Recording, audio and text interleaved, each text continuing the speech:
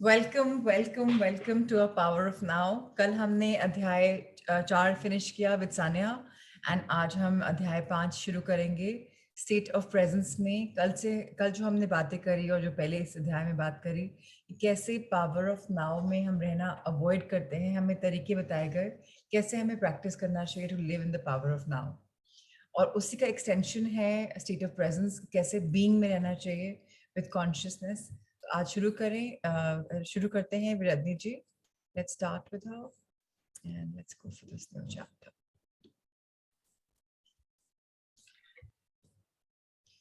Wonderful. So this is where we are, अध्याय 5, वर्तमान में विद्यमान रहने की अवस्था। सो ये हमारा इंट्रोडक्शन है चैप्टर और समझते हैं क्या है ये। जो आप समझ रहे हैं यह वह नहीं है। Whatever you think, it is not that. आप वर्तमान में उपस्थित रहने की, विद्यमान रहने की अवस्था का उल्लेख प्रमुख रूप से क्या करते हैं? मुझे लगता है कि मैं ऐसे बौद्धिक रूप से तो समझ रहा हूँ, लेकिन मैं नहीं जानता कि मैंने इसे वास्तव में कितना अनुभव किया, कभी अनुभव किया भी है कि नहीं। मुझे संदेह है कि जो मैं समझ रहा हूँ वो यह वही है या वह अवस्था एक अलग ही चीज होती है। बहुत सिंपल ये प्रश्न उन्होंने जो किया है कि हम एखार्ट टोल हमेशा बोलते हैं कि विद्यमान रहो, प्रेजेंट रहो, यही एक चाबी है हर चीज के लिए। लेकिन वो बोलते हैं कि मैं इंटेलिजेंस के रूप में समझ रहा हूँ, बौद्धिक रूप में समझ रहा हूँ, बुद्धि के रूप में समझ रहा हूँ, लेकिन शायद मैंने कभी इसको एक्सपीरियंस नहीं किया, वास्तव में कभी शायद अनुभव नहीं किया। उनका बोलना है कि वो वंडर करते हैं कि क्या ये वह है जो वो समझ रहे हैं या कुछ और ही नई चीज है। हम इसमें से बहुत लोग हैं जहाँ सवाल जवाब रहते हैं कि पावर ऑफ नाउ पढ़ते हैं तो समझ में आता है, लेकिन बाद में जब प्रैक्टिस करते हैं तो कई बार तो कर पाते हैं लेकिन आधी बार नहीं कर पाते। तो ये चीज जो हम समझ रहे हैं वही है या कुछ और है? जिन लोगों में से हम लोग को डाउट है, हम लोग के लिए आज का सवाल है एखार्ट टोल की लैंग्वेज में। प्लीज पढ़ें रजनी जी। जो आप समझ रहे हैं यह वह नहीं है। आप वर्तमान में उपस्थित रहने की, विद्यमान रहने की अवस्था का उल्लेख प्रमुख रूप से किया करते हैं। मुझे लगता है कि मैं इसे बौद्धिक रूप से तो समझ रहा हूँ, लेकिन मैं नहीं जानता कि मैंने इसे वास्तव में कभी अनुभव किया है या नहीं। ये तो मैं मुझे पढ़ सं, चुकी हूँ एक्चुअली, बट ठीक है, आप दोबारा पढ़ लीजिए। मुझे संदेह है कि जो मैं समझ रहा हूँ क्या यह वही है या वह अवस्था एक अलग ही चीज होती है। जो आप समझ रहे हैं यह वह नहीं है। अभी रजनी जी ने दोबारा सवाल फिर पढ़ा, अब जवाब पढ़ रही हैं एखार्ट टोल ने क्या बोला। तो रजनी जी हम वही सिस्टम रखेंगे, एखार्ट टोल के शब्द जो प्रश्न भाव है वो मैं पढ़ लूं, एखार्ट टोल का जवाब आप कर ले और मैं उनको ट्रांसलेट कर लूं, रिपीट नहीं करेंगे जी। जो आप समझ रहे हैं यह वह नहीं है। वर्तमान में उपस्थित रहने के बारे में, विद्यमान रहने के बारे में आप ना तो सोच सकते हैं और ना ही मन उसे समझ सकता है। इस उपस्थिति को समझना उपस्थित होना होता है। एक प्रयोग करके देखें। अपनी आंखें बंद कीजिए और स्वयं से कहिए, पता नहीं मेरा अगला विचार क्या होगा। फिर आप पूरी तरह सतर्क सचेत हो जाइए और अगले विचार की प्रतीक्षा कीजिए, बिल्कुल उस बिल्ली की तरह जो कि चूहे के बिल को ताक रही हो। कौन सा विचार निकल कर आने वाला है, इसे अभी करके देखिए। सिंपल जवाब है जो हम एक्सपीरियंस करने वाले हैं, भी साउंड ऑफ साइलेंस आएगा तब हमें करना है। कैसे करना है मैं दोबारा एक बार रिपीट कर दूंगी, लेकिन जो जो आप और मैं समझ रहे हैं एक्चुअली में वो हमने जो समझा है वो सही नहीं है या सही हो भी सकता है। क्या है सही, क्या है असलियत? असलियत है प्रेजेंट रहना, असलियत है इंजॉय करना, विद्यमान रहना, ब्रेथ वर्क को देखना। आप बोले कि प्रेजेंस कैसे होती है, मैं उसको समझना चाहती हूँ। हम समझ नहीं सकते, हम एक्सपीरियंस कर सकते हैं। हम उसको अगर कितना भी बौद्धिक रूप में समझ लें या हम पढ़ लें, नहीं, एक्सपीरियंस करना सबसे इंपॉर्टेंट है। जब आप साउंड ऑफ साइलेंस में 3 बार बजाऊंगी, आपको सिर्फ इतना ही करना है, अपने थॉट्स को जैसे क्लियर करके, और फिर पूरा रेडी रहना है और वेट करना है कि अगला थॉट क्या आएगा। जब आप पूरे अवेयर हैं, डिसिप्लिन हैं, आंखें बंद कर चुके हैं, दुनिया से कट ऑफ कर चुके हैं और अगले विचार का वेट कर रहे हैं, तो देखिए कि क्या आ रहा है। एग्जाम्पल दिया गया है, जैसे बिल्ली ताक मारती रहती है, चूहा आएगा और कब दबोच लेगी, उस तरीके से हम थॉट्स का वेट कर रहे हैं। सो अब अपनी आंखें बंद करें, साउंड ऑफ साइलेंस में जाते हैं और फिर हम डिस्कस करेंगे या चैट बॉक्स में डालेंगे कि कैसे क्या क्या चीज हमारे साथ हुआ। आइए शुरू करें।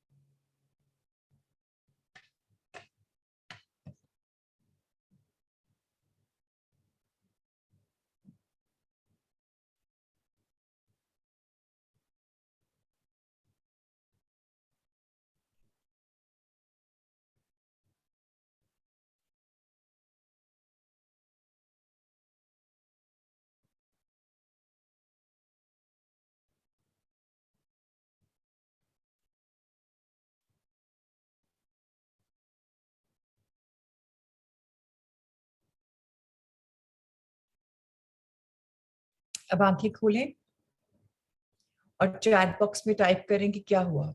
आप आंखें बंद करे हुए थे और आपने अगले विचार का सोचा कि अब क्या विचार आएगा, उसकी ताक में थे। हुआ क्या आपके साथ? चैट बॉक्स में हम डाल सकते हैं। वैसे हम एकार्ट टोल के लिए और जो प्रश्न भाव है जो कर रहे हैं उनकी कॉन्वर्सेशन भी इसके बाद पढ़ेंगे और क्लैरिटी के लिए। बहुत सिंपल है। कुछ भी चीज एक्सपीरियंस करने के लिए, बीइंग में रहने के लिए, हमें उसको एक्सपेरिमेंट करना होता है, एक्सपीरियंस करना होता है। हम पढ़ते कुछ हैं और उसको इम्प्लीमेंट नहीं करते। फॉर एग्जाम्पल, एक डॉक्टर सिर्फ पढ़ रहा है कॉलेज में डॉक्टर बनने के लिए, बट उसने कोई सर्जरी नहीं करा, कोई इंसिशंस नहीं करे, कोई प्रैक्टिकल एग्जाम नहीं किया, तो क्या वो डॉक्टर एक्सपीरियंशियल डॉक्टर कहलाएगा? इसीलिए आपको जब जब मेडिकल कॉलेज में पढ़ाते हैं, बॉडी के साथ काम करते हैं, पार्ट देखते हैं एक्चुअली, और कई लोग उसमें फेंट भी हो जाते हैं, मालूम पड़ जाता है कि हम रेडी नहीं है डॉक्टर की जर्नी के लिए। अभी हम लोगों ने जिन्होंने एक्सपीरियंस किया, क्या विचार आया? कोई टाइप अभी आया नहीं, तो मैं सेशन शुरू करती हूँ, कोई भी आंसर अभी तक आया नहीं। So waiting for another thought after the silence of music. So Rajni ji का आया कि वो वेट कर रहे हैं थॉट का, कि अब थॉट आएगा, वो वेट कर रहे हैं। सवाल इसमें है क्या हुआ? कोई विचार आने से पहले मुझे बहुत देर तक प्रतीक्षा करनी पड़ी। वही जो रजनी जी ने बोला कि विचार ही नहीं आ रहा था, आप वेट कर रहे हो। और जिन लोगों ने माइंड को स्टेबल नहीं किया, जो लोग रेडी नहीं थे, जिन्होंने सोचा कि अपने आप को सेंट्रलाइज नहीं किया, उनको शायद थॉट्स भी आ रहे होंगे। जैसे गीतिका ने बोला उनको फ्लावर्स दिख रहे हैं। वैसे इस स्टेट में जब आप कुछ करते हो, कुछ भी नहीं एहसास होता, एक शून्य की फीलिंग होती है, साउंड ऑफ साइलेंस सुनती है अपने आप। सो ठीक है, सोनिया ने कलर्स देखे। आइए रजनी जी आगे पढ़ते हैं। क्या हुआ? कोई विचार आने से कर पहले। रहे हैं रजनी जी, सॉरी आंसर सॉरी। पढ़िए। बिल्कुल सही। बिल्कुल सही। जब तक आप वर्तमान में भरपूर उपस्थिति की अवस्था में रहते हैं, तब तक आप विचार मुक्त रहते हैं। ऐसी अवस्था में वैसे तो आप शांत रहते हैं, लेकिन बहुत सजग सचेत भी रहते हैं। जैसे ही आपका चैतन्य अवधान एक निश्चित स्तर से नीचे पहुंचता है, त्यों ही विचार कूद कर आ जाता है। मानसिक शोर वापस आ जाता है। नीरवता, शांतता खो जाती है। यानी आप समय में वापस आ जाते हैं। तो रजनी गुप्ता जी ने बोला खालीपन। एब्सोल्युटली। सो अब क्या है जो हम अगर थॉट्स के लिए वेट कर रहे हैं और कोई थॉट नहीं आ रहा, एग्जैक्टली वो ही होता है।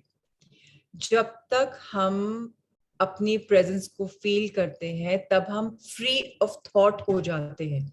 चाहे उसका सहारा शुरू में प्रेजेंस के लिए आपको अपना ब्रेथ वर्क कर लेना पड़ेगा।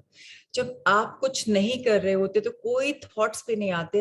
एक्चुअल वो रूप होता है रियल मेडिटेशन का, जहां आपको साउंड की, कलर्स की, इमेजेस की जरूरत नहीं पड़ती। आप बस एक एकाग्र हो और जब वेट कर रहे हो, खालीपन बोल सकते हैं, वेटिंग करना बोल सकते हैं। बिकॉज आप इस समय एक्चुअली में अवेयर हो, अवेकेंड हो, अलर्ट हो, और जहां आपने एक कॉन्शियस अटेंशन स्पैन देने का ट्राई किया, जहां आपने उस थोड़ा नीचे गए, आपने अपना प्रेजेंस से ध्यान हटाया, तुरंत थॉट्स आने शुरू हो जाती हैं। अब ये थॉट्स कैसे होंगी? फूल की, कलर्स की, किसी भी चीज की हो सकती है। आपकी मेंटल क्लटर, जो नॉइज, मानसिक शोर है, वापस आ जाता है, और आपकी स्टिलनेस, आपकी नीरवता, आपकी शांतता, आपका पीस खो जाता है। क्या होता है इसका मतलब?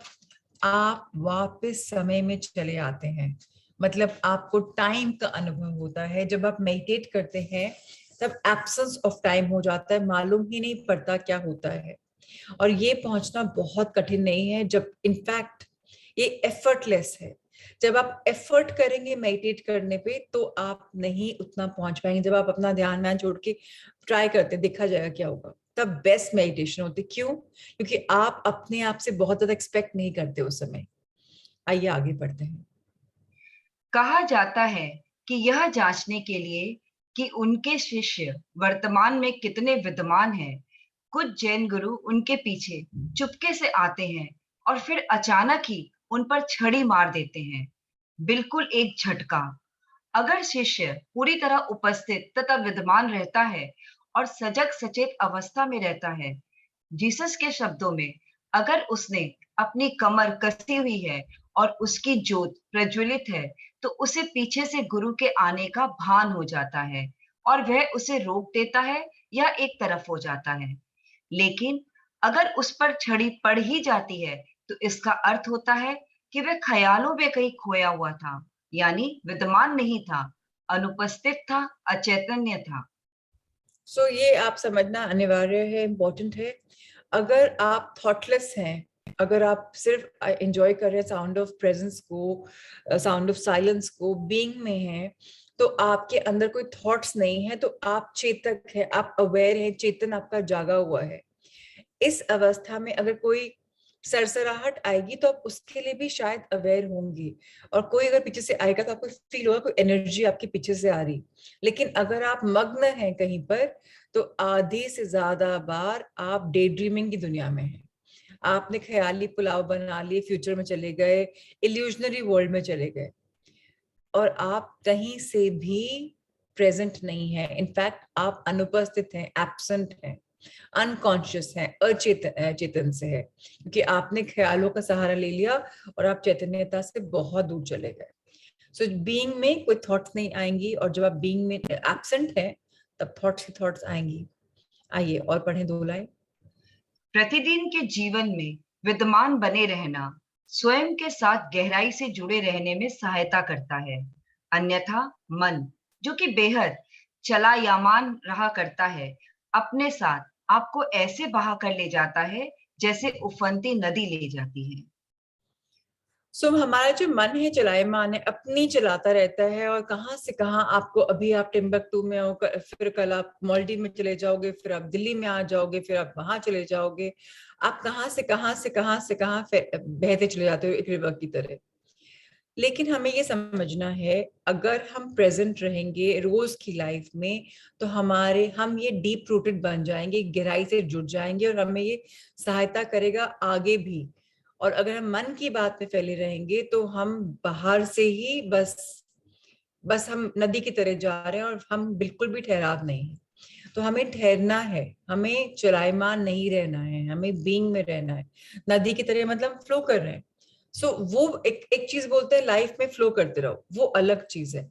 कि जैसे जो लाइफ रास्ता दिखाए वहां बह जाओ, दैट्स डिफरेंट।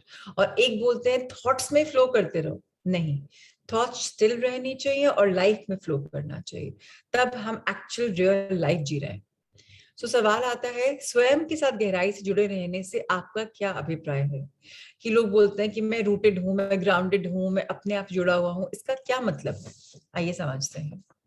इसका मतलब है अपने शरीर में पूरी तरह से वास करना, अपने शरीर के आंतरिक ऊर्जा क्षेत्र में अपना थोड़ा बहुत अवधान हमेशा रखना, या कहें कि अपने शरीर को भीतर से महसूस करना। शरीर के प्रति सजगता आपको उपस्थित रखती है, वह अपना लंगर अब में डाले रखती है। इसका मतलब ये होता है हमारी बॉडी के बारे में हम अवेयर रहें। अब बॉडी में कोई काट रहा है, कुछ अंदर से एसिडिटी हो रही है, गुड़गुड़ कर रहा है पेट, ये नहीं कि हम उसकी आवाज नहीं सुने। बोलते listen to your body, right. यही मन है कि हम अगर अपनी लाइफ में जुड़े हुए हैं तो शरीर जो हमें मिला है इस जर्नी को आगे चढ़ाने के लिए, बढ़ाने के लिए, उसको भी हम अटेंशन दें, उसकी इनर एनर्जी के साथ भी हम अवेयर रहें और हमारी बॉडी को अंदर से फील करें, ना कि बस इतना ज्यादा हो जाए, लेकिन अवेयर करते हुए भी हम अवेयर रहें, उपस्थित रहें, बीइंग रहें। ये नहीं कि हमने अपनी बीमारियों को इतनी तूल दे दी कि हम उसके साथ आगे आगे उनको फैलाए जा रहे हैं। हम उसको अपना एंकर बना लें कि ओके फाइन, बॉडी है, प्रॉब्लम है, लेकिन ये भी निकल जाएगी। उसको एक्सपैंड नहीं करें, बीइंग में रहें। प्रॉब्लम क्यों आई है, क्या सिखाने आई है। अब ये वेटिंग, इंतजार करने का गुड़ अर्थ क्या है, एक्चुअल असली मीनिंग क्या है इसका, आइए वो समझते हैं। एक तरह से वर्तमान में उपस्थिति की विद्यमानता की अवस्था की तुलना इंतजार करने से की जा सकती है। जीसस ने अपनी कुछ कथाओं में इंतजार की उपमा का प्रयोग किया है। यह इंतजार आमतौर पर होने वाला उबाऊ या बेचैनी किस्म का वह इंतजार नहीं है जो कि वर्तमान को नकारने वाला होता है और जिसकी चर्चा मैं पहले भी कर चुका हूँ। यह वह इंतजार भी नहीं है जिसमें आपके अवधान का फोकस भविष्य के किसी मुकाम पर केंद्रित रहा करता है और जिसमें वर्तमान को एक ऐसे अवांछनीय रोड़े की तरह देखा जाता है जो आपकी और आपकी वांछित चीज के बीच में अटका हुआ लगता है। बल्कि यह कुछ भिन्न गुणों वाला एक अलग तरह का इंतजार होता है। वह इंतजार जिसमें आपकी पूरी सजगता की आवश्यकता होती है, जिसमें किसी भी पल कुछ भी घटित हो सकता है और अगर आप पूरी तरह सजग सचेत नहीं हैं, निश्चल नहीं है, तो आप चूक सकते हैं। उसे जीसस ने किया है। इस अवस्था में आपका सारा ध्यान, सारा अवधान, सारी तवज्जो में रहती है।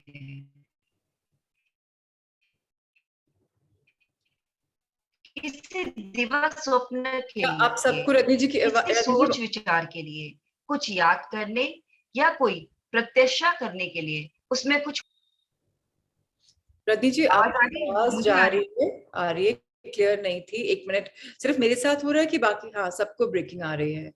सो या तो आपका कनेक्शन बदल लीजिए या हम रीडर एक बार बदलते। वो आपने जो लास्ट से पढ़ा वो बिल्कुल भी क्लियर नहीं था, आपका वीडियो भी चला गया था। ओके, अभी क्लियर है? अभी क्लियर है, आप दोबारा ट्राई करें, रुकेगा तो फिर एक बार बदल लेंगे जी। ओके ओके, मैं यहाँ से पढ़ूं। उसमें ना तो कोई तनाव रहता है, हाँ पढ़िए। उसमें ना तो कोई तनाव रहता है, ना कोई भय रहता है। कुछ रहता है तो बस सजग सचेत उपस्थिति, विद्यमानता। उसमें आप अपने संपूर्ण बीइंग के साथ, अपने शरीर के एक एक कोशानु के साथ उपस्थित रहते हैं। उस अवस्था में वह आप जो अतीत व भविष्य को ढो रहा होता है, वह वहां रहता ही नहीं, लेकिन फिर भी महत्व की कोई भी चीज छूटती भी नहीं है। आप सार रूप में आप ही बने रहते हैं। वास्तविकता तो यह है कि पहले की अपेक्षा आप कहीं अधिक परिपूर्ण आप हो जाते हैं। दरअसल यह केवल अब ही है जिसमें आप सचमुच आप रहते हैं।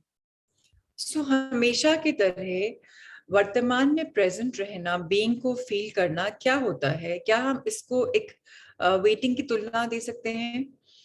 तो हमें समझना होगा कि बहुत सारी इसके ऊपर चर्चाएं हुई हैं, बहुत कुछ हुआ है, लेकिन जब हम बोलते हैं हम बोर हो रहे हैं या हम उतावले होते हैं कुछ काम करने के लिए, तो हम डेफिनेटली प्रेजेंट टेंस को नकार रहे हैं।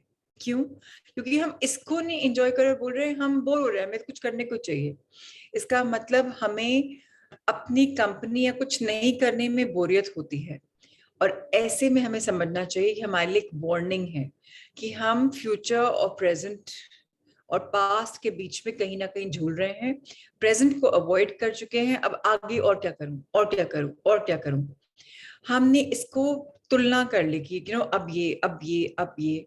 बट अगर हम इस समय उठे हुए हैं, जीवित हैं, अवेक हैं और एकदम क्या कहते हैं ना, स्टिल हैं एकदम, तो क्या होगा, हम उसको एंजॉय कर पाएंगे। सो हम वेट नहीं कर रहे होंगे, हम इंतजार नहीं कर रहे होंगे। यही सबसे इंपॉर्टेंट चीज है, हमें अपने नाव में वापस खींच के लाने का। अगर हम डे ड्रीमिंग कर रहे हैं, कोई ख्याली पुलाव पका रहे हैं, कुछ और सोच रहे हैं, कुछ याद कर रहे हैं, कुछ सोच रहे हैं या किसी की वेट कर रहे हैं, तो हम रेडी बीइंग में नहीं है।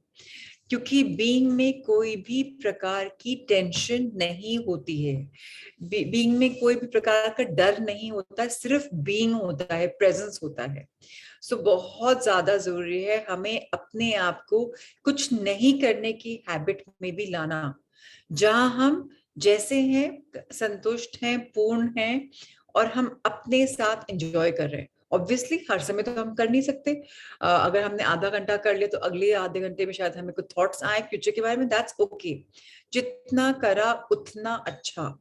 समझना ये है कि हमें इसकी प्रैक्टिस करनी है, जितना हम प्रैक्टिस करेंगे उतना जल्दी हम इस जर्नी में आगे बढ़ पाएंगे। आगे बढ़े। एक ऐसे सेवक जैसा बनो जो अपने स्वामी के वापस आने की प्रतीक्षा कर रहा हो। जीसस ने कहा है, सेवक नहीं जानता कि स्वामी कितने बजे आएगा, इसलिए वह जगा रहता है, सचेत व निश्चल रहता है, संभल कर रहता है कि कहीं ऐसा ना हो कि स्वामी का आना उसे पता ही ना चले।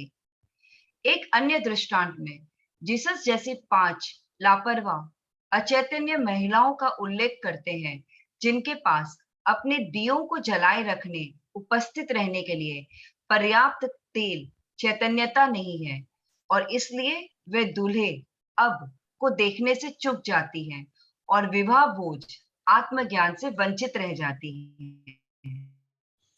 सो एक ये कहानी। पांचों उन 5 प्रभु महिलाओं के। रजनी जी, एक बार आपका कनेक्शन अभी वापस से टूट गया। सानिया, आप ट्राई करेंगे थोड़ा सा टिक ऑन करने का इसके आगे, if that's okay. Rajni ji का आ जाएगा तो वापस पढ़ लेंगे, कुछ अभी वो फिर टूट गया। मैं आपको भी को होस्ट बना देती हूँ, सो एक बार आप देखिए अगर आप कर सकते हैं तो। सो जो रजनी जी ने बोला शायद कंप्लीट नहीं हो पाया, हम सुन नहीं पाए। बाइबल में एक कहानी है, ऐसे एक 5 5 केयरलेस वुमेन, मतलब औरतों का ही नाम क्यों लिया गया है मुझे नहीं पता, बट आप समझ लीजिए 5 इंसानों के बारे में कि क्या चीज उनमें है जो चीज मिसिंग है। उनमें एक तो केयरलेस है, उनमें कॉन्शियसनेस कम है, कॉन्शियसनेस में चैतन्यता कम है, उनमें रहने के लिए तेल जो जलाते हैं, दिया के लिए जो तेल जलता है वो तेल ही नहीं है जो अभी जल पाए। और इस चक्कर में वो एक शादी के बारे में लंबा सा स्टैंड है, उसमें ये भी है कि जो दूल्हा होता है उसके बारे में आप उसके साथ प्रेजेंट टेंस में हो ही नहीं, तो आप एनलाइटमेंट कैसे पाओगे आगे।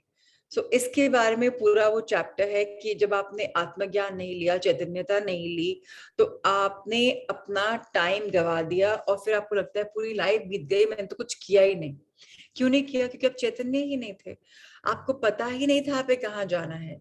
इसलिए बहुत जरूरी है, कोई भी टाइप का अध्यात्म पकड़ लीजिए, आपका एक एंड गोल क्या होता है वो आपको पता होना चाहिए कि मुझे ये चीज चाहिए। अब अगर वो धन दौलत भी है तो इट्स ओके। अगर आपको अध्यात्म में नहीं जाना है, धन दौलत है, दैट्स आल्सो फाइन। अगर आपको लगता है मुझे अध्यात्म भी चाहिए, साथ में धन दौलत भी चाहिए, साथ में लव भी चाहिए, दैट्स ओके। पता होना चाहिए मेरा पर्सपेक्टिव क्या है। अगर मैं प्रेजेंट हूँ, पर्सपेक्टिव के लिए अवेयर हूँ, अब मैं जी रही हूँ, अंदर आत्मज्ञान को ढूंढ रही हूँ, तो डेफिनेटली मुझे एनलाइटमेंट मिलेगी ही मिलेगी। इसी का के ऊपर ये पूरा स्टोरी थी जो मैं संक्षिप्त में आपको बताने का ट्राई किया। आइए जिस व्यक्ति से पढ़ें, Sania. The last line was left from the previous paragraph. So वो मैंने अभी कंप्लीट कर ली थी समझाने में जी। जिस व्यक्ति ने ये ईसो उपदेश लिखे थे वह भी इन नीति कथाओं के अर्थ को नहीं समझ पाया था, इसलिए इनके लिखे जाने के दौरान ही पहला गलत अर्थ और गलत वर्णन इनमें प्रवेश कर गया था और फिर बाद के दोषपूर्ण व्याख्याओं के चलते इनके वास्तविक अर्थ पूरी तरह खो गए। ये दृष्टांत संसार के अंत के बारे में नहीं है, बल्कि मनोवैज्ञानिक समय के अंत के बारे में है। ये नीति कथाएं अहम ग्रस्त मन को श्रेष्ठता की ओर ले जाने तथा चैतन्य की एक बिल्कुल ही नई अवस्था में जीने की संभावना की ओर इशारा करती है। जो जिन आदमियों ने गॉस्पेल में, जिसमें बोलते हैं कि ईसा मसीह के सारे उनके उपदेश थे, उसमें पढ़ा है और उनको नहीं समझा कि ऊपर के 5 स्त्रियों के बारे में हम क्या बात कर रहे हैं, तो उनको दोहराया जा रहा है, उनकी जो तुलना की जा रही है उसे समझाया जा रहा है कि हमारी लाइफ में बहुत बार क्या अर्थ होता है हम उसको नहीं समझ पाते, गलत अर्थ समझ जाते हैं या उसका गलत वर्णन कर लेते हैं। जैसे कई लोग बोलते हैं कि कुरान में कुछ लिखा हुआ है लेकिन बताया कुछ तरीके से जाता है, ऐसे ही भागवत गीता में कुछ लिखा है, समझते हम कैसे हैं। तो हम, और जैसे फॉर एग्जाम्पल फोन पे बात हो रही है, आप मेरी शक्ल नहीं देख पा रहे, मेरा बोलने का लहजा कुछ ऐसा है, मैं बोलना कुछ चाह रही हूँ बट आपने कुछ समझा। वही चीजें हैं हम लाइफ में अपनी नीति कथाओं का अर्थ क्या कैसे समझ पाते हैं। और जब आगे हम जाते हैं तो कितनी हम उसको कितना दोषपूर्ण व्याख्याओं के साथ चलते रहते हैं और उसके साथ हमको उसी को, फॉर एग्जाम्पल लिखा है कुछ, पढ़ा रहे हैं कुछ, बार बार बार बार पढ़ा रहे हैं, तो अल्टीमेटली क्या होगा, उसका जो वास्तविक अर्थ है वो तो खो जाएगा। आज मैंने एक टीचर की तरह अपने स्टूडेंट को कुछ पढ़ाया, मेरे टीचर ने मुझे कुछ पढ़ाया, वो मैंने कि नहीं गुरुजी सही नहीं है, मेरे हिसाब से ये लिखा हुआ है, और मैंने अपने हिसाब से क्या लिखा वो अपने स्टूडेंट को पढ़ाया, स्टूडेंट ने अपने स्टूडेंट को पढ़ाया, उसने अपने स्टूडेंट को पढ़ाया, पीढ़ी दर पीढ़ी मेरा वाला कॉन्सेप्ट चला और मेरे गुरुजी का जो एक्चुअल कॉन्सेप्ट था वो तो खो गया क्योंकि किसी ने पढ़ाया नहीं। इसलिए बहुत जरूरी है हमें समझना कि जो हमारे ये दृष्टांत संसार है, इसके मनोवैज्ञानिक समय के बारे में क्या, साइकोलॉजिकल टाइम के बारे में कहाँ है, एब्सेंस के बारे में कहाँ है, हम कहाँ फंसे हुए हैं। हम अपनी ईगो से, अहंकार ग्रस्त मन से चल रहे हैं कि I me and I am the supreme one, और वहां अगर मुझे ऐसा लग रहा है कि आई मी एंड एम है, इसका मतलब मैं चैतन्यता से बहुत दूर हूं। क्यों? क्योंकि मैंने एक अलग स्टेट ऑफ कॉन्शियसनेस अपना ली है जहां मुझे लगता है कि जैसा मैं कर रही हूँ बिल्कुल ठीक है। इसलिए बोलते हैं कि हर इंसान को हर समय इच्छुक और आतुर रहना चाहिए सीखने के लिए और अनलर्न करने के लिए। लर्न एंड अनलर्न, बहुत कुछ होता है जो हमें भूलना पड़ता है नया सीखने के लिए। प्रोग्रामिंग को कंट्रोल ऑल्ट डिलीट करना पड़ता है बिकॉज तभी जाकर हम आगे बढ़ पाते हैं। इसलिए हमारी प्रेजेंस बहुत इंपॉर्टेंट है। सपोज आज मेरे गुरुजी ने मुझे कुछ पढ़ाया, मैं प्रेजेंट हूँ तो पुरानी जो कंडीशनिंग है उसको वाइप ऑफ करके नया कुछ सीख सकती हूँ। बट अगर मैं बोलूँ नहीं, जो मेरे को आता है, मैं तो बहुत गुणी हूँ, बहुत पता है मुझे, तो फिर मैं सीखने के लिए रेडी नहीं हूँ। जो ओशन अवेलेबल है मैं उससे बिल्कुल भी रेडी नहीं हूँ। इसी के लिए चैप्टर का नाम, सेक्शन का नाम था इंतजार करने का गूढ़ अर्थ। तो क्या मैं इंतजार कर रही हूँ या मैं लाइफ को अवेयर हूँ? क्या मैं बीइंग में हूँ, जो सिखाया जा रहा है उसके लिए मैं ओपन एंड रिसेप्टिव हूँ, या मैं अपने ईगो मन से चलती जा रही हूँ, उसी को सुप्रीम बना के बैठी हूँ? जो नेक्स्ट सेक्शन आ रहा है वो भी इंटरेस्टिंग है। आपकी विद्यमानता की नीरवता व निश्चलता में ही प्रस्फुट होता है सुंदरम। थोड़ा ज्यादा हिंदी हो गई, मैं आपको सिंपल बता देती हूँ। जो सुंदरापा है या सुंदरपन है या सुंदरता है वो कहाँ से निकलती है? जब आप अपनी लाइफ में स्टिल हो, निश्चिल हो, नीरव बैठे हो, तब उसमें से सुंदरता निकलती है। तो सवाल है, जो वर्णन आपने अभी अभी किया है, इसे मैं कभी कभी कुछ पलों के लिए तब महसूस किया करता हूं जब मैं प्रकृति की गोद में अकेला बैठा होता हूं। तो उन्होंने एक सेंटेंस जो पढ़ाया, बहुत अच्छा सेंटेंस बनाया कि जब मैं अकेला होता हूं कुछ क्षण के लिए ही सही, तब मैं एक्सपीरियंस करता हूँ, जब मैं, और वो भी तब जब माँ प्रकृति की गोद में बैठा होता हूँ, तब लगता है कि वाह, शून्य चीजें बहुत अच्छा लगता है। एक और चीज, जब आप मेडिटेट करते हैं और शून्य फील करते हैं, एकदम अच्छा फील करते हैं, लाइट फील करते हैं, तो मतलब आप शायद बीइंग को फेस करके आए हैं। इसका जवाब पढ़ते हैं, जो उन्होंने एक सवाल लाइन की तरह बोला उसका जवाब पढ़ते हैं। मैं इसको मार्क कर देती हूँ, प्लीज पढ़िए। जी हाँ, अंतर्दृष्टि के ऐसे सहसा प्रकाश के लिए जैन गुरुजन स्टोरी शब्द का प्रयोग करते हैं। एक ऐसा पल जिसमें मन तो अनुपस्थित रहता है, लेकिन आप पूरी तरह उपस्थित रहते हैं। हालांकि सटोरी कोई स्थायी रूपांतरण नहीं होता, फिर भी जब भी ऐसा पल आए तब कृतज्ञ होइए, क्योंकि यह आपको आत्मज्ञता का, एनलाइटनमेंट का स्वाद तो चखा ही देता है। हो सकता है कि आपको इसका अनुभव सचमुच अनेकों बार हुआ हो, लेकिन आपको न तो पता था कि यह है क्या, और न ही आपको इसका महत्व मालूम था। प्रकृति के सौंदर्य के प्रति, उसकी विशालता और पावनता के प्रति सजग होने के लिए वर्तमान में विद्यमान रहने की आवश्यकता होती है। क्या आपने कभी रात के साफ आकाश की अनंतता को नजर भर कर ध्यान से देखा है? उसकी नितांत नीरवता, निश्चलता और अपरिमेय विशालता से क्या आप कभी चकित विस्मित हुए हैं? क्या आपने जंगल में बहती किसी छोटी जलधारा की कलकल ध्वनि को सुना है, सचमुच सुना है? या गर्मियों की किसी शांत शाम को कोयल की कूक को सुना है?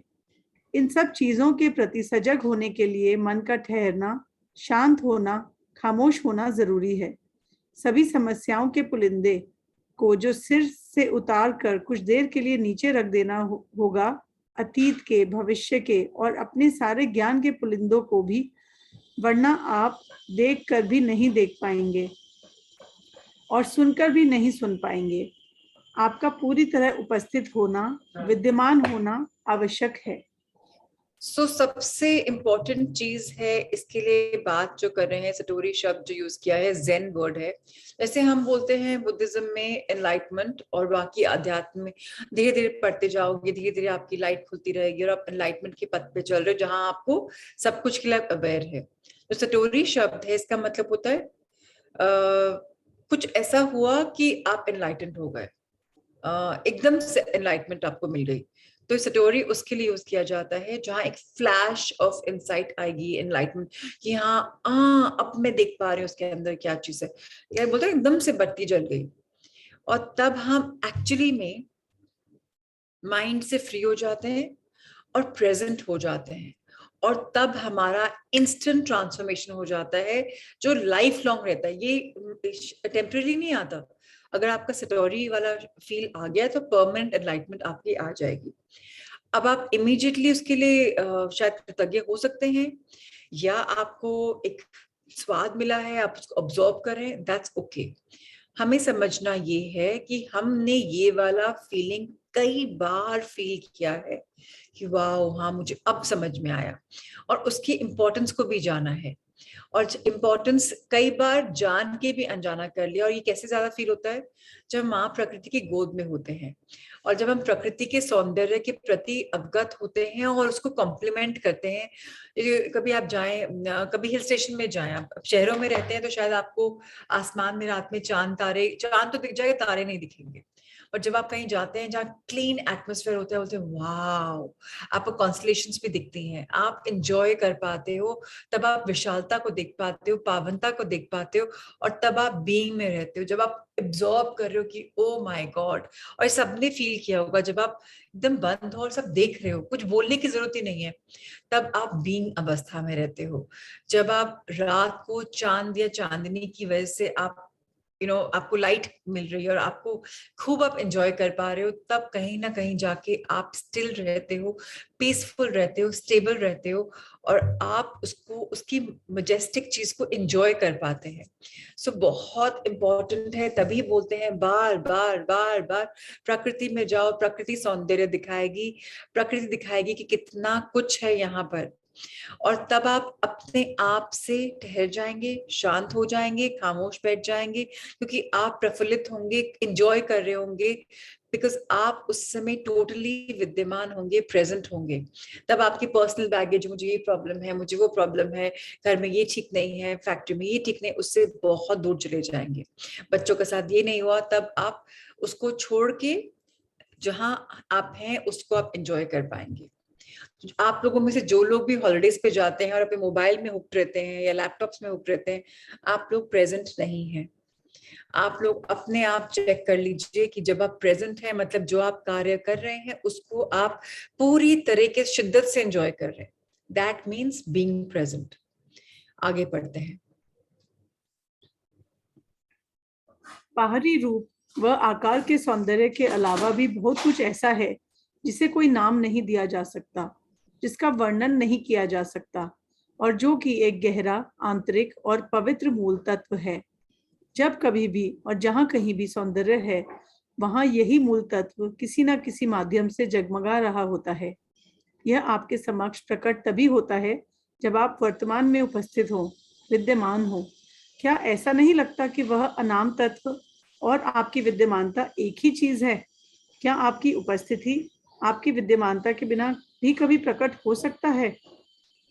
इसमें गहरे उतरिए, स्वयं खोज कीजिए। बाहरी रूप के बियॉन्ड भी एक सौंदर्य होता है, जहाँ एक फॉर्म्स होते हैं, उनका सौंदर्य होता है। और हमें इससे बहुत आगे बढ़ना है, हमें समझना है। कई चीजों का नाम भी नहीं होता, तभी भी हमें सुंदर लगता है। हम उसको अभी कुछ ऐसा फीलिंग हुआ कि वाह क्या पीस था, क्या शांति थी, कितना एंजॉय किया, लेकिन उसको आप एक्सप्रेस कैसे करोगे? How will you express? वो इतना सुंदर मोमेंट था, इतना प्योर मोमेंट था कि आप उसको इतना डीप मोमेंट था कि आप उसको एक्सप्रेस ही नहीं कर सकते। जब कभी भी आपको ऐसी सुंदरता के सामने आप आए, तो बस अपना रहना एंजॉय करिए, उपस्थिति वर्तमान में, विद्यमानता में एंजॉय करें। जब आपको लगे कि बस अब मुझे यहीं पर रहना है, तब आपको जरूरत नहीं पड़ेगी कोई किसी को बताने के लिए कि ऐसा है वैसा है। हम लोग क्या करते हैं, आधी बार इन चीजों दूर कैसे हो जाते हैं, हमें कुछ बहुत सुंदर लगता है, हमें तुरंत फोटो खींचनी होती है, नहीं फोटो खींच लेते हैं, आगे सोशल मीडिया पे डालेंगे, वो मोमेंट खो देते हैं। हमेशा अगर वो मोमेंट कैप्चर करना है, बाद में कर लीजिए। पहले उसको, उस अनंत तत्व को, उस विद्यमानता को एक्सपीरियंस करिए। क्योंकि अगर आप उसको एक्सपीरियंस करना धीरे धीरे अपने आप को प्रैक्टिस करना शुरू कर देंगे, तो आपकी तरफ ही लाइफ आपकी बन जाएगी। इसमें गहराई में उतरना हमें एकार्ट टोल बता रहे हैं, और ये हमें स्वयं ही करना पड़ेगा। कोई हमें साथ में गाइड, टीचर, मेंटर नहीं बोलेगा कि अपना फोन बंद करो भाई, एंजॉय करो इसको। खुद हमें ये कॉन्शियस एफर्ट करना पड़ेगा। आइए हम साउंड ऑफ साइलेंस सुनते हैं 1 मिनट के लिए। आंखें बंद कर लीजिए, ट्राई करिएगा स्टिलनेस फील करके, थॉट्स नहीं आए। अगर हो सके तो ये मत बोले कि थॉट नहीं आए, बस अपना ब्रेथ वर्क पे ध्यान दीजिए, साउंड ऑफ साइलेंस सुनने का ट्राई करिए।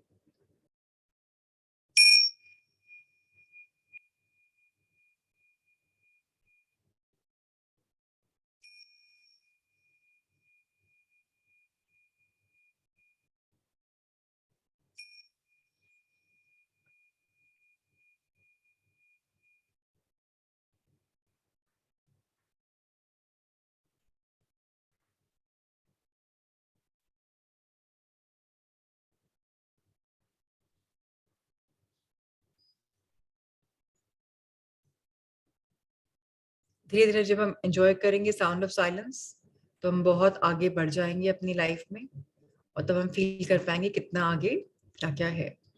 आइए आगे बढ़ते हैं।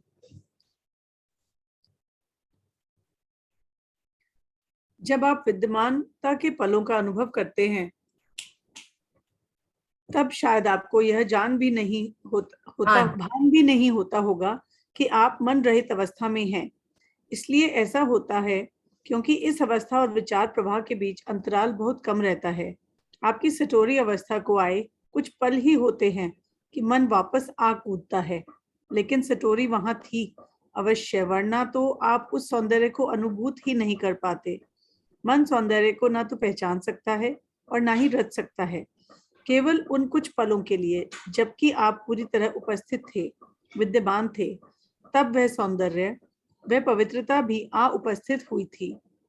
उस अंतराल के संकीर्ण होने के कारण, आप में सतर्कता व जागरूकता का अभाव होने के कारण, आप उस प्रत्यक्ष बोध के सौंदर्य के प्रति विचार रहित उस सजगता के और विचार द्वारा उसे नाम देने व अर्थ निकालने के बीच के बुनियादी अंतर को शायद देख ही नहीं पाए थे। समय का अंतराल इतना कम था कि यह सब बस एक ही प्रक्रिया लगी होगी। सत्य यह है कि इसमें ज्यों ही विचार का प्रवेश हुआ, तो आपके पास उस सब की केवल स्मृति ही शेष रह गई। सो जब हमने एक्सपीरियंस करे वो मोमेंट्स की हम अभी विद्यमान हैं, प्रेजेंट हैं, बीइंग को एंजॉय करें, वो शायद एक फ्रैक्शन ऑफ सेकंड्स की तरह आए होंगे, कुछ सेकंड के लिए आए होंगे। स्टोरी की अवस्था, वो इंस्टेंट एनलाइटमेंट तभी शायद हमें आई होगी। लेकिन अगर उस समय भी हमें कंप्लीट प्रेजेंस का आइडिया था, सो उसमें बहुत सुंदरता है, हमने उसको एक्सपीरियंस किया है और हमें उसको बार बार एक्सपीरियंस करने का एफर्ट करना है। एफर्टलेसली वो एक्सपीरियंस कर पाएंगे। बस हमें क्या करना है, एफर्ट किस चीज के करना है, जब हमारा माइंड बहुत जगह खो जाए तो उसको हम वापस खींच के ले आए, इतना ही, और उसके बाद वो अपना काम खुद करेगा। इसमें इतना कम अंतराल होता है, इतना कम गैप होता है जब आप अवेयर नहीं होते, जब आप पूरी तरह से उपस्थित नहीं होते, विद्यमान नहीं रहते, और जो विद्यमान रहते, दोनों में थोड़ा सा ही गैप होता है। लेकिन आपको क्या करना है, आपको विचार रहित रहने के लिए, सजगता के लिए, आपको उसको नाम वाम भी नहीं देना है। आपको बस एंजॉय करना है जब वो चीज आता है, कितना भी गैप छोटा हो बड़ा हो। सच ये है कि आपको वो थॉटलेसनेस आई, वो फीलिंग आई कि वाओ, मैं विद्यमान था, और उसकी मेमोरी ही बहुत है आपको दोबारा और चाहने की, कि वाओ ये ब्यूटीफुल फीलिंग मेरे साथ आई और मैंने इसको बहुत ज्यादा एंजॉय किया। तो हमारे अंदर ना एक आतुर मन होना चाहिए, जो बस रेडी रहना चाहिए कि हाँ अब क्या, अब क्या।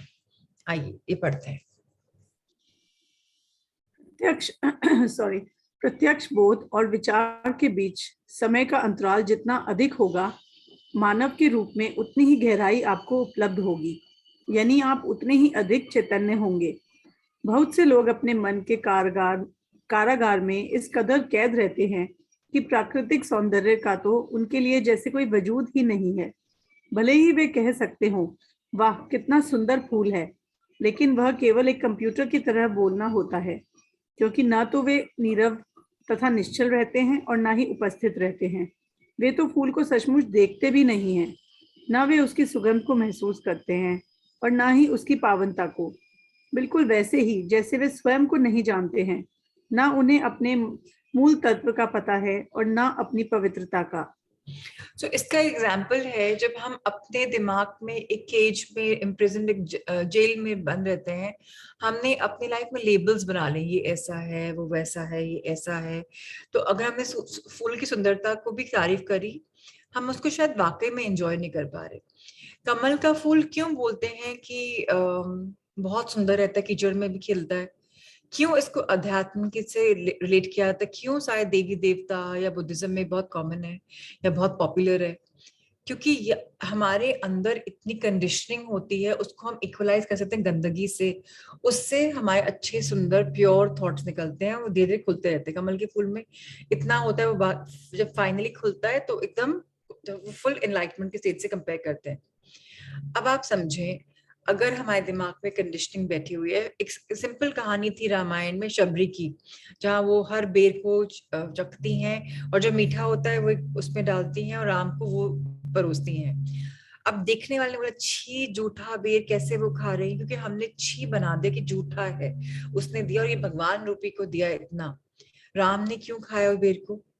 उनको उन बेर की सुंदरता, उनकी थॉट सुंदर लगे कि इतने प्यार से, ममता से भर के उन्होंने दिया।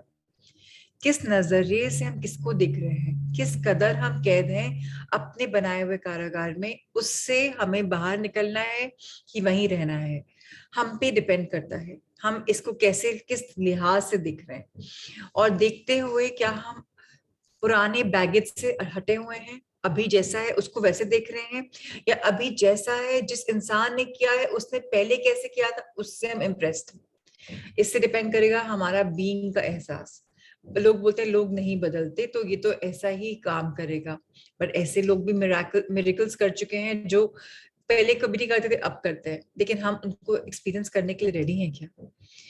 आइए हम अपने जो हमारी जो संस्कृति में जो कंडीशनिंग हो जाती है उसके बारे में एक पैराग्राफ पढ़ते हैं, कैसे हमारा माइंड डोमिनेट होता है कल्चरली, सोशली, फिजिकली, उसके बारे में बात करते हैं। क्योंकि हम मन के प्रभुत्व वाली संस्कृति में रह रहे हैं, इसलिए कुछ अपवादों को छोड़कर अधिकांश चित्रकला, वास्तु, संगीत और साहित्य सौंदर्य विहीन हो गया है, निस्सार हो गया है। इसका कारण यह है कि जो लोग उसकी रचना कर रहे हैं वे एक पल के लिए भी खुद को अपने मन से अलग नहीं कर पाते हैं। इसलिए वे लोग कभी भी अपने भीतर उस स्थान के स्पर्श में व संपर्क में नहीं आ पाते हैं जहां से सच्चा सृजन और सौंदर्य उदित होता है। मन को अगर छुट्टा छोड़ दिया जाए तो वह विकट रूपता की, भयंकरता की ही रचना करता है, केवल आर्ट गैलरियों में ही नहीं बल्कि सर्वत्र।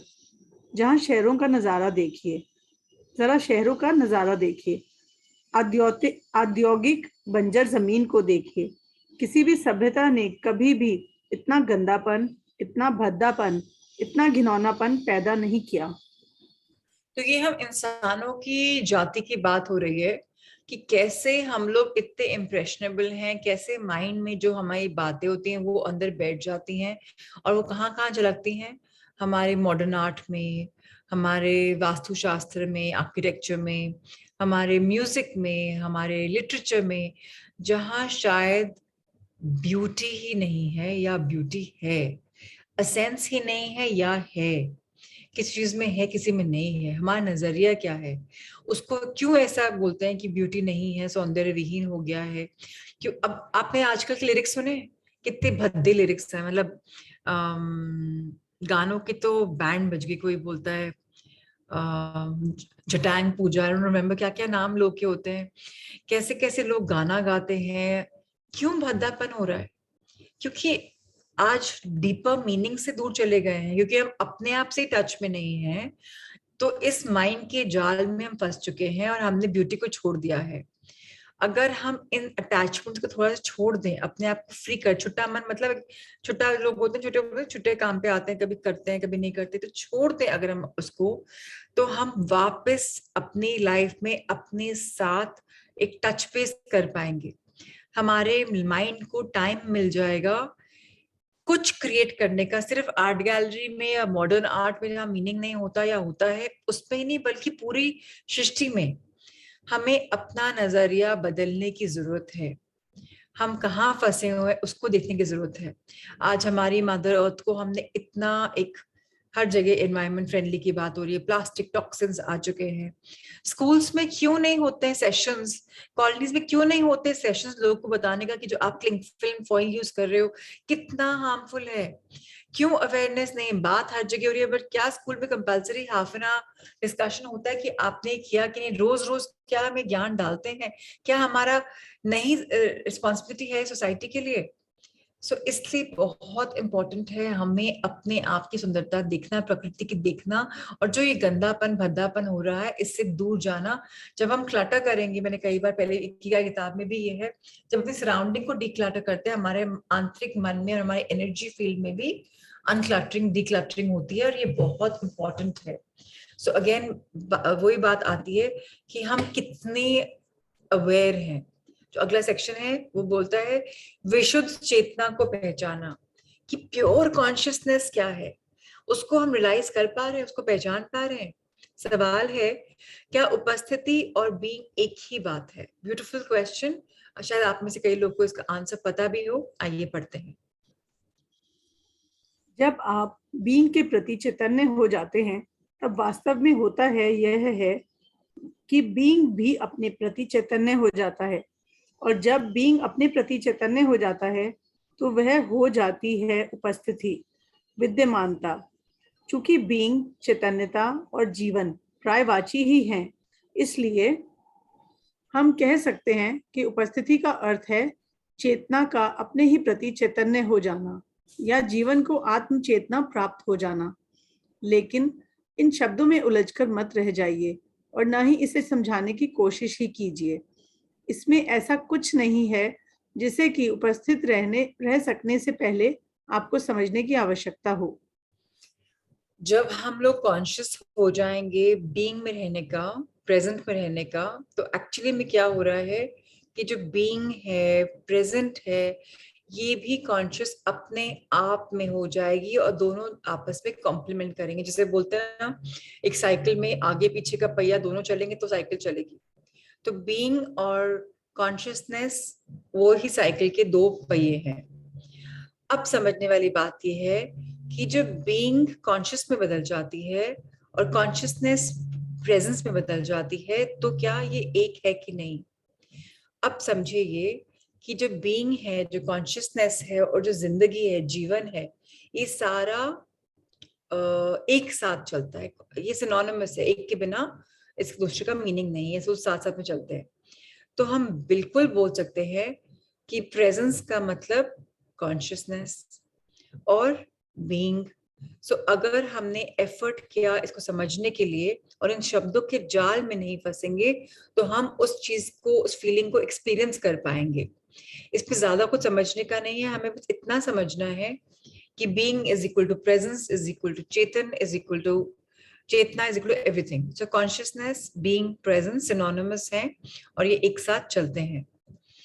सो अभी टाइम हो रहा है 5:50। हाँ, हम एक सेक्शन थोड़ा सा और पढ़ सकते हैं।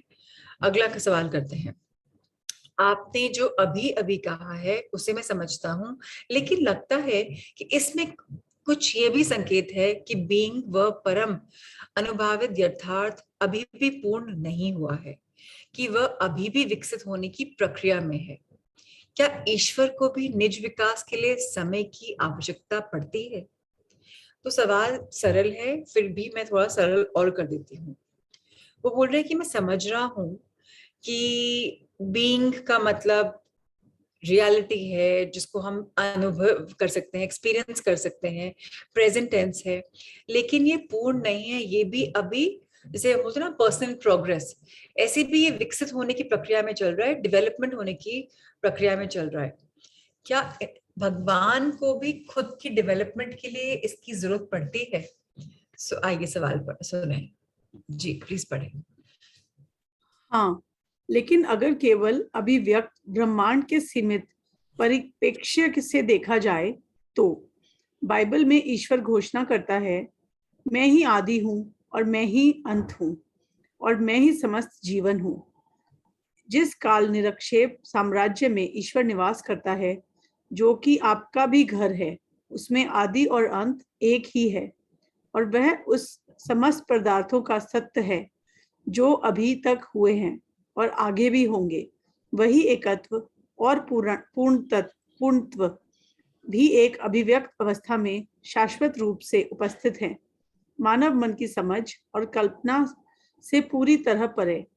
लेकिन अलग अलग रूपों में व्यक्त होने वाले इस संसार में काल निरक्षेप संपूर्णता तो एक असंभव और अकल्पनीय अवधारणा ही मानी जाएगी।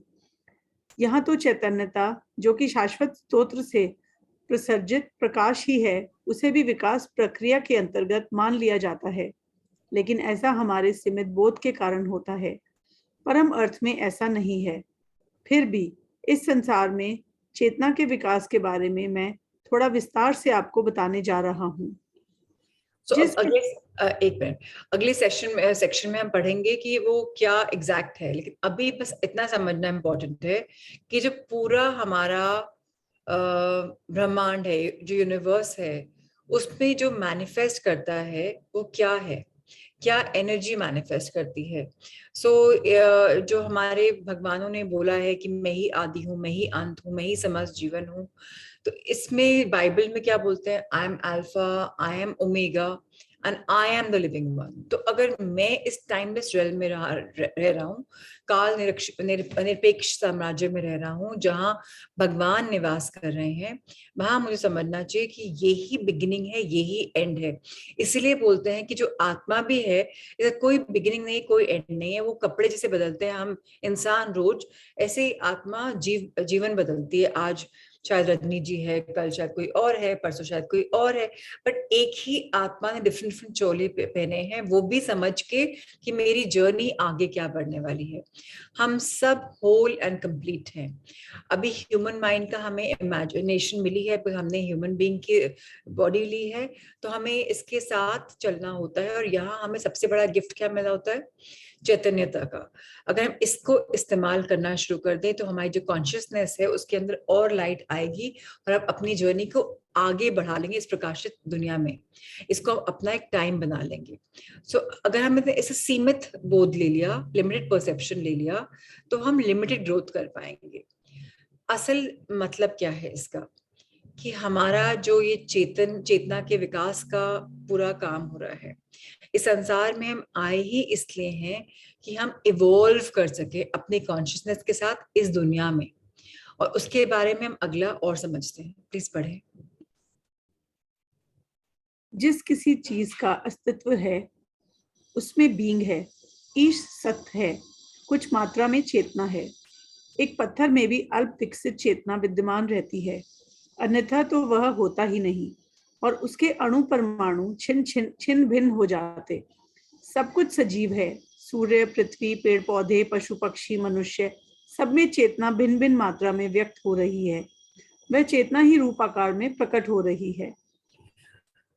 हमें अब सबसे इम्पोर्टेंट चीज, आप लोग को शायद पता है चाहे नहीं पता है, इस सेशन में ये समझने वाली बात आ रही है कि जो कुछ भी एग्जिस्ट करता है, हम देख पा रहे हैं, जिसको मैटर बोलते हैं, कुछ भी बोलते हैं, वो सब बीइंग है। उसके अंदर भगवान का एक अंश है, एसेंस है और चेतना भी है।